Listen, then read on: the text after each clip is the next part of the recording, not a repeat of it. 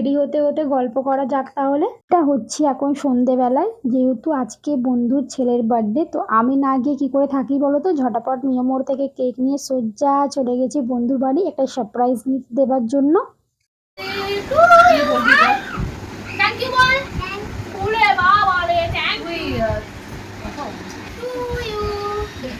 মিষ্টি খাওয়াবি? মিষ্টি কি হলো?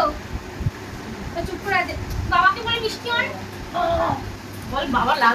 চলো আরম্ভ করো। আজ এসে বন্ধুর বাড়ি একটু আড্ডা দিই সবাই মিলে। আজকে সব ছুটি দিন।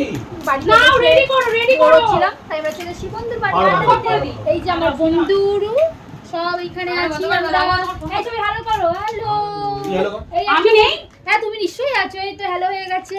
এই যে আমার বর বসে আছে আর এই যে আমি। এখন রান্না বান্না হচ্ছে, আমরা খাওয়া দাওয়া করবো, খাওয়া দাওয়া করে বাড়ি চলে যাবো। আজকে সবাই আমরা একটু দেখা করলাম, আড্ডা দেবো, তাই জন্য সপ্তাহে তো সবার সঙ্গে দেখা হয় না।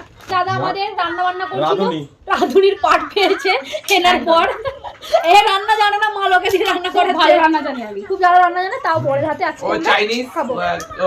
ও সব রান্না করে, তিমি মাছের মালাইকারি, ওই আমাদের হাঙর মাছের টক খায় বলেছে তো।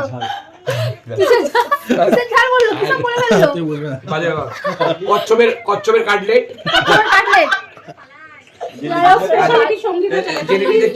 ফ্রাই, সব ইউনিক রান্না যারা অনেক পারে না।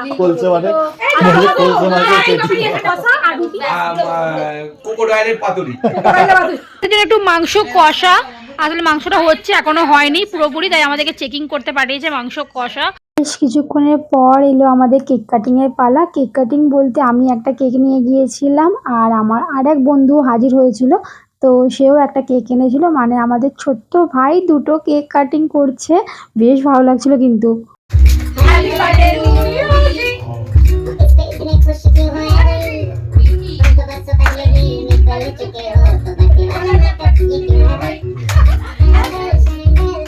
যারা আমার রেগুলার ভিডিও দেখো তারা তো জানোই আমার খুব ভালো লাগে কাউকে এরকম স্পেশাল ফিল করাবার জন্য, তাও আবার ও তো একটা ছোট্ট বাচ্চা, ওর সঙ্গে আমার রিলেশনশিপটা অনেকটাই আলাদা, সেটার গল্প আমি পরে বলবো তোমাদের।